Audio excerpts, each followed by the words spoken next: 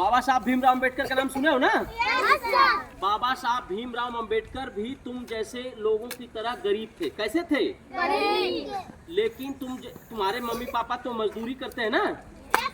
उनके पापा जो थे हवलदार थे, जैसे इस समय पुलिस लोग होते हैं उसी तरह वो सेना में हवलदार थे। इसलिए उनको स्कूल जाने का मौका मिला। कहाँ जाने का मौका मिला?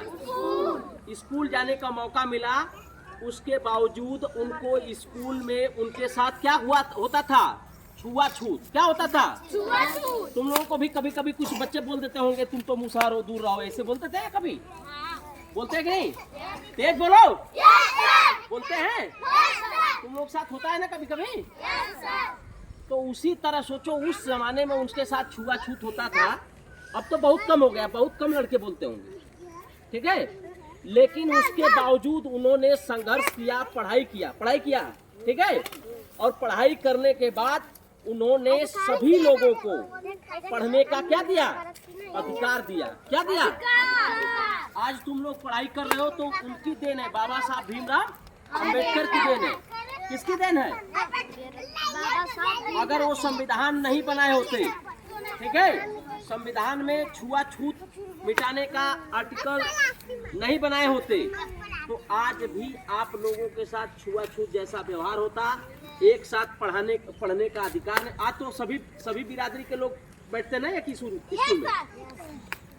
कभी कभी कोई बच्चा ऐसे बोल देता होगा तुम मुसहर हो ऐसे, लेकिन निकालने का अधिकार किसी को नहीं है ना। पहले क्या था कि तुम्हें स्कूल में ही बैठने का अधिकार नहीं था। ये बाबा साहब ने अधिकार दिलाया तुम्हें स्कूल में बैठने का, ठीक है।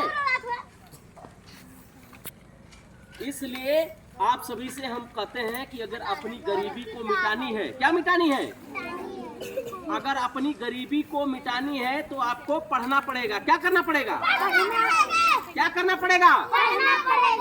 आज ऐसे धूल में बैठ के पढ़ रहे हो ना, क्योंकि ये इसी धूल माटी के ही एरिया में आप लोग रहते हो।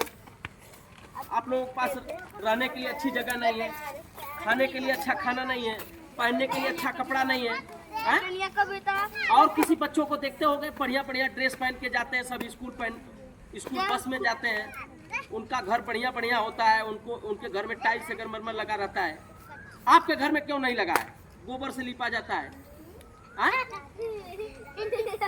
क्यों नहीं है? क्योंकि उनके मम्मी पापा पढ़े लिखे हैं, उनके मम्मी पापा पैसे कमा रहे हैं, आपके मम्मी पापा मजदूरी कर रहे हैं। तो आप लोग भी पढ़ाई लिखाई करिए कि मुझे मजदूरी नहीं करना पड़े।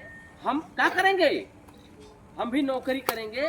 हम लोग भी अपने बच्चों को अपने बढ़िया घरों में रहेंगे, टाइल्स संगमरमर में रहेंगे। रहोगे कि नहीं तुम लोग? तेज बोलो। तेज बोलो। देखो, इस धूल माटी से निकलना है तो पढ़ना पड़ेगा। इसलिए जब मैडम जी लोग यहाँ आती हैं पढ़ाने के लिए तो तेजी से आके यहाँ बैठ जाओ, पढ़ो। और पढ़ो, पढ़ाई से ही तुम्हारा जीवन बदल सकता है। बाकी दुनिया में कोई चीज तुम्हारा जीवन बदल नहीं सकता है।